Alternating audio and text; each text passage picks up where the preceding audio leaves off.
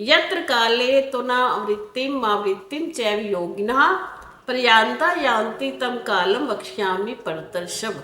ये सिर्फ प्रश्न दिया हुआ है और उत्तर दिया हुआ अपने आप। कहते हैं यत्र काले, जिस समय, है ना, तो मैंने तेरी आवृत्तिम आवृत्तिम, जिस काल में, आवृत्तिम आवृत्तिम चैव योगिना, जिस काल में जो क्या होता है शरीर त्याग करके, जब हम शरीर त्याग करते हैं और जिस काल में हम शरीर को त्याग करते हैं, पर यांता मैंने फिर वापस लौट आते हैं, अनावृत्ति मैंने वापस लौट आते हैं, प्रयांता शरीर त्याग करके, उस समय को मैं तुम्हें काल को, जिस दो काल है, एक काल में गया व्यक्ति शरीर त्यागता है जब, तो वो वापस आ जाता है, और जब दूसरे काल में व्यक्ति शरीर को त्यागता है तो उसको वापस नहीं आना पड़ता। वो बताते हैं ना दो पक्ष हैं, जो वो भी अगले श्लोक में आएगा। इस श्लोक में ये कि अर्जुन, मैं तेरे को ये बताता हूँ, शरीर त्याग करते समय एक वाले को तो वापस आना पड़ता है और दूसरे वाले को वापस इस लोक में दोबारा से नहीं आना पड़ता। उससे अगला श्लोक है अग्नि ज्योतिरा शुक्ला षड्मासा उत्तरायणम तत्र प्रजाता गच्छन्ति ब्रह्म ब्रह्म विदो जना। ये है समझाने का श्लोक। ठीक है, कहते हैं अग्नि ज्योतिरा। अग्नि मैंने अग्नि, ज्योतिरा मैंने ज्योतिर्मय। अग्नि कैसी है? ज्योति में है ना, प्रकाशित। शुक्ला शुक्ल पक्षो, षट मासा 6 मास उत्तरायण के हूँ। तत्र मैंने उस समय, प्रयाता मैंने जो जाते हैं लोग। अग्नि जो ज्योतिर्मय है और शुक्ल पक्ष है, उत्तरायण के 6 महीने हैं। गच्छन्ति मैंने जाते हैं, प्रयाता मैंने शरीर को त्याग कर, वो ब्रह्म ब्रह्म विदो जना, वो जो हैं क्या है? ब्रह्म को जानने वाले। और ब्रह्म विदा मैंने ब्रह्म वेत्ता है, ब्रह्म को जानने वाले हैं और ब्रह्म को प्राप्त हो जाते हैं। ये श्लोक है। अब मैं इसकी तुम्हें व्याख्या करती हूँ। अभी देखो, हमने पिछले श्लोक में ये पढ़ा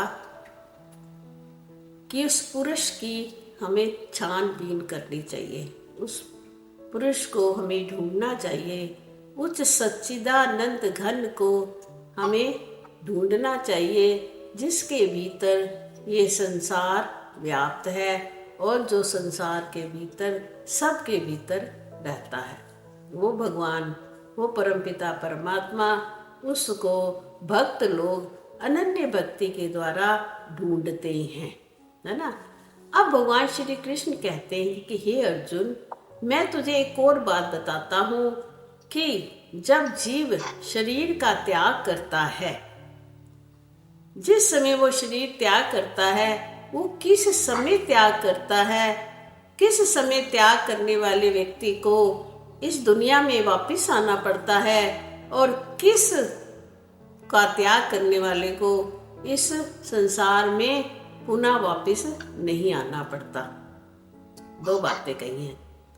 अब जैसे कि कहा उन्होंने, जिसके मन में अनन्य भक्ति होएगी, है ना, अन्य किसी का जिसके भीतर में चिंतन नहीं होएगा, अपने परमात्मा की खोज के कारण उसका मन संसार से क्या हो गया? विमुख हो गया। जैसे ही संसार से मन विमुख हो जाता है व्यक्ति का, तो वो ब्रह्म की ओर जाता है, यानी ब्रह्म को पहचानने की कोशिश करता है, अपने आप को पहचानने की कोशिश करता है, परमात्मा को जानने की कोशिश करता है, तो उसको व्यक्ति को कहते हैं ब्रह्मविद, यानी ब्रह्म को जानने वाला। ब्रह्म को जानने वाला व्यक्ति कौन सा होता है? जिसके भीतर अनन्य कोई नहीं होता, अन्य कोई नहीं होता, जिसकी अनन्य भाव की भक्ति होती है, वो ही ब्रह्मविद व्यक्ति कहलाता है। ठीक है ना, जानने वाला। वो सोचता है जानने योग्य केवल संसार में एक परमात्मा ही है। अब यहाँ पर वो वर्णन कर रहे हैं अग्नि ज्योतिरा। ज्योतिरा ज्योति जैसा, अग्नि, अग्नि क्या है? एकदम ज्योत है ना, प्रकाश, जिसको ज्योति के प्रकाश, प्रकाश अग्नि देवता का अभिमानी, अग्नि देवता का अभिमानी देवता प्रकाश है। यानी अग्नि का जो देवता है वो प्रकाश देवता है ना। और शुक्ल पक्ष हो गए, शुक्ल पक्ष क्या होता है? चांदनी रातें, आपको पता है ना, वो भी क्या है? अग्नि अभिमानी देवता। चांदनी है, हर समय हर जगह ज्योत ही ज्योत है, प्रकाश ही प्रकाश है। ऐसे शुक्ल पक्ष हो गए। और उत्तरायण उसको कहते हैं जब सूर्य उत्तर की ओर होता है, तो वो उत्तरायण के 6 महीने कहलाते हैं। वो भी प्रकाशित प्रकाश में होते हैं। और उत्तरायण 6 महीने उत्तरायण में शुक्ल का पक्ष हो, अग्नि ज्योति का अभिमानी देवता, दिन का अभिमानी देवता जिसको कहते हैं। और षड मास तत्र प्रयाता, तत्र मैंने उस समय, प्रयाता मैंने शरीर को त्याग करने वाले व्यक्ति। कौन सी चीजें बताई? अग्नि हो, दिन का समय हो, प्रकाश में हो, और शुक्ल का पक्ष हो, और उत्तरायण का महीना हो। उस समय जो व्यक्ति इस शरीर का त्याग करता है, गच्छन्ति जाता है, ब्रह्म ब्रह्म विदो, ब्रह्म वेता, ऐसा व्यक्ति ब्रह्म को प्राप्त हो जाता है, परमात्मा को प्राप्त होता है। अब देखो कोई सब तो नहीं ना जा सकते कि उत्तरायण के महीनों में लोग जाएंगे। यहाँ आप ये बात एक और समझ में आनी वाली है, ब्रह्म को पहले ब्रह्म लोक में जाता है, वो सीधा ब्रह्म को प्राप्त नहीं होता। ये बताया है किस प्रकार गमन करता है जो परमात्मा को जानने वाला है। ब्रह्म विदो व्यक्ति जो है, जो परमात्मा को जानने वाला है, अभी जानता है, अभी मिला नहीं। देखो 2 गतियां हैं। एक तो हम परमात्मा को जानते हैं, हमेशा उसकी साधना करते हैं, उसको प्राप्त करने का यत्न करते हैं। एक होते हैं जीवन अनुयुक्त व्यक्ति, जो इस संसार में जीते जी ही मुक्ति को प्राप्त कर लेते हैं, है ना। जैसे कि राजा जनक, आपको पता है, और भी कई एग्जाम्पल्स आपको पता होंगे, जो जीते जी ही मुक्त है।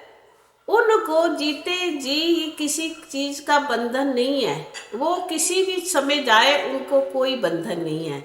परंतु हम जैसे जो बड़े ही संत महात्मा की बातें कह लो, जो साधक है, जो ब्रह्म वेत्ता है, ब्रह्म को जानने वाले हैं, परंतु ब्रह्म को अभी प्राप्त नहीं हुए हैं, तो उनकी गति इस प्रकार होती है। जो ऊपर की बातें, शुक्ल पक्ष में जाएंगे, उत्तरायण के महीने में जाएंगे, दिन का समय अग्नि के समय जाएंगे, और क्या होगा फिर? ब्रह्म लोक में जाएंगे। यानी ब्रह्म लोक में वो क्या है? वहां पर आराम करेंगे। क्यों करेंगे? क्योंकि उन्होंने बड़ी साधना कर ली है। ब्रह्म लोक में भी बहुत ही मजे होते हैं, वहां भी लोग साधना करते हैं, क्योंकि ब्रह्म का लोक है, ब्रह्मा जी का लोक है।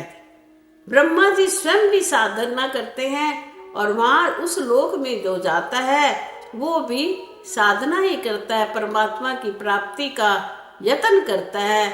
वो फिर जब ब्रह्मा जी लीन हो जाते हैं किसमें? परमात्मा में, तो उनके पास जितने उस लोक में आए हुए जीव होते हैं वो भी ब्रह्मा जी में लीन हो जाते हैं। यानी ब्रह्मा जी लीन हो गए उस परम पिता परमात्मा जहाँ से वो निकले थे। ब्रह्मा विष्णु महेश भी तो निकले हुए हैं ना, उनका भी जन्म हुआ है ना। तो विष्णु लोक वाला में भी, विष्णु वाले लोक वाले भी उसमें जाकर उसमें परमात्मा में थोड़ा वहाँ विश्राम करेंगे, थोड़ा वहाँ जो तुम्हारी साधना पक्की नहीं हुई थी वहाँ साधना को पक्का करके अंत समय में परमात्मा में लीन हो जाते हैं। कहने का तात्पर्य यहाँ पे इनका यही है। ब्रह्म ब्रह्म विदो जना, ब्रह्म वेत्ता व्यक्ति अंत में किस प्रकार अपने शरीर को त्यागता हुआ ब्रह्म में लीन होता है। ये किसकी बात बताई? जो व्यक्ति साधक है, साधना कर रहे हैं, परमात्मा में सदा अपना चित्त लगाए हुए हैं, मन परमात्मा में लगा हुआ है, संसार से जिसने भी मुक्ता ले लिया है, संसार का जो चिंतन नहीं करते हैं, प्रकृति से जो परे हो गए हैं, क्योंकि प्रकृति ही परमात्मा की ही है, परंतु परमात्मा की जो प्रकृति है वो बांधने वाली है, बंधन है। संसार प्रकृति है ना परमात्मा की, सुंदर है ना, तो बंधन भी है इसके अंदर, हम हर चीज में बंध जाते हैं। प्रकृति माया है और माया मोहित करती है। भगवान की माया से छूटने के लिए भगवान से ही प्रार्थना करेंगे ना।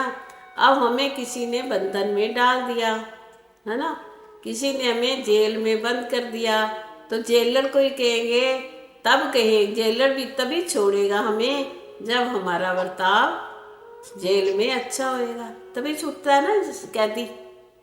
हम भी कैद हुए पड़े हैं इस प्रकृति में, इस माया के भीतर। अब हमें जब हमारा इस प्रकृति से थोड़ा मुंह हटेगा, हमारा आचरण अच्छा होगा, हम सत्संग करते रहेंगे, हम परमात्मा का चिंतन करते रहेंगे, सदा परमात्मा की ही चर्चा करेंगे, तो जो जेलर होता है वो कहता है अब इसको आजाद कर दो, इसका व्यवहार अच्छा था। आजाद ही तो होते हैं, ये तो नहीं संसार से चले जाते हैं, खत्म लीन तो नहीं होते ना। ऐसे ही जब हमारी साधना होती है, हम ब्रह्म को जान जाते हैं, परंतु अभी ब्रह्म में लीन नहीं होते। जब तक हम ब्रह्म में लीन नहीं होंगे तब तक हमारी मुक्ति नहीं होगी। और हमारा उद्देश्य क्या है? संसार से मुक्त होना, जीवन से मुक्त होना, ताकि हमें बार बार इस दुनिया में आना जाना ना पड़े। क्योंकि आपको पता है जन्म के बड़े दुख होते हैं और मृत्यु काल के भी बड़े ही दुख होते हैं। बार बार दुखों को सहने के लिए नहीं हम पैदा हुए। हमें अगर ये मुंह, ये शरीर अगर हमें मिला है, मनुष्य का शरीर अगर हमें मिला है, तो मोक्ष प्राप्ति करने के लिए मिला है। और हमें अब इस मनुष्य शरीर में आकर अपने मोक्ष के बारे में चिंता करनी चाहिए, कि अभ्यास करना चाहिए कि मैं इस संसार रूपी माया से कैसे मुक्त होऊंगा और अपने परमात्मा में कैसे लीन होऊंगा, और अपने जो मेरा लक्ष्य था जीवन का उसको मैं किस प्रकार प्राप्त करूंगा।